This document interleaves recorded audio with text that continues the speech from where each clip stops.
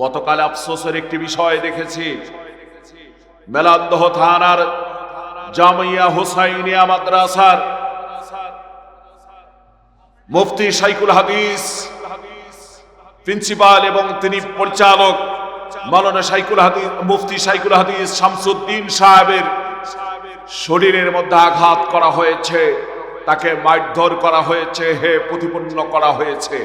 বিষয়টা ছিল এরকম, আমার ভাইরা, বর্তমান যারা ক্ষমতায় না যেতেই নিজেকে ক্ষমতার আসনে বসিয়েছেন, নিজেকে মনে করতেছেন আমরাই বুঝি সরকার, ওরা একটা গানের কনসার্ট তৈরি করেছে, আর সেখানে মুফতি সাহেব গিয়ে বলেছেন প্রতিষ্ঠান পাশে এরকম গান বাজনা করো না, বন্ধ করে দাও।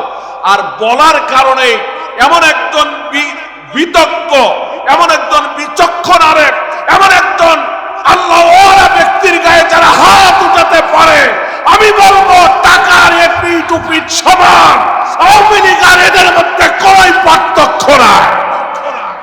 কথা বলেন ঠিক কিনা? সম্মানিত ভাইরা, আমি আপনাদেরকে পরিষ্কার করে কথা বলে দিতে চাই, এরকম ব্যক্তিগুলিকে নির্বাচিত করার আগে একটা বার চিন্তা করবে যে আমাদেরকে তৈরি করার দরকার কিছু আল্লাহওয়ালা ব্যক্তিদেরকে সংসদে, যারা এসে কোরআনের কথা বলবে। বুঝাতে পারলাম?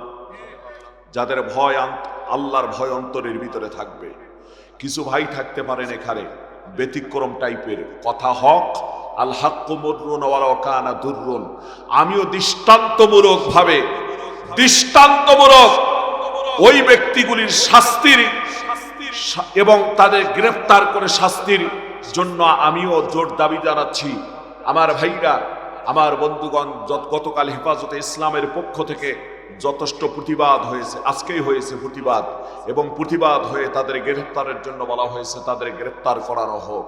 আমি আপনাদেরকে বলতে চাই, এজন্যই বলছিলাম মুদ্রার এপিঠ আর ওপিঠ এইরকম আচরণ যদি হয়, এখনই তো অনেক জায়গায় অনেক কিছু দেখা যাচ্ছে, তাহলে জালেম বিদায় করলাম, জুলুম বিদায় হলো না।